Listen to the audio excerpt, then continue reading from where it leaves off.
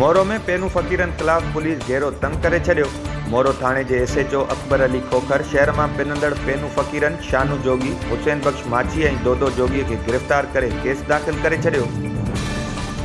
नसीराबाद की मेहरान कॉलोनी में पुलिस जमादार फाओ खाई जिंदगी जो अंत आणे छॾियो। फोतीअ जी सुञाणप 43 वरनि जे ज़ुल्फ़कार जुणेजो जे नाले सां थी।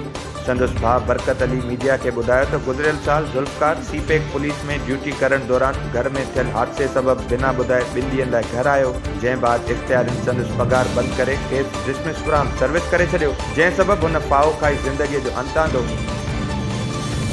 वारा में धाड़ेलन तरफा सरेआम फुर के वाक़ियन खिलाफ वकीलन पारां अदालती बाइकाट किया वियो। तालके बार एसोसिएशन वारा के सदर advocate Ayad Ali फावर, general secretary Musarrat Abbas ऐं ॿियनि चयो त सभई इदारा आवाम के टैक्स ते हलन था ऐं आवाम की जान ऐं माल की हिफाजत करण उन्हनि जो फर्ज़ है, पर हिते कानून की रिट नज़र नथी अचे।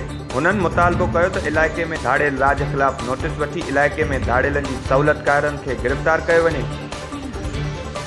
हिरिया रोड में वापारी आबिद आराई हथियारबंदनि हथां फुर दौरान मज़म्मत कंदे क़त्ल थी वियो। संदसि वापारी बिरादरी ऐं वारसनि तरफां फोतीअ जो लाश फारूक आज़म चौक ते रखी कातिलनि की गिरफ्तारी लाइ एहतजाजी मुज़ाहिरो कयो वियो। मक़तूल जे वारसनि चयो त आबिद आराई ॻोठ खां शहर तरफ़ अची रहियो हो त नामालूम हथियारबंद खेसि गोलियूं हणी फरार थी विया। उन्हनि मुतालबो कयो त वापारी आबिद आराई खे क़त्ल कंदड़ जवाबदारनि खे गिरफ्तार करे मक़तूल जे खून सां इंसाफ़ कयो वञे।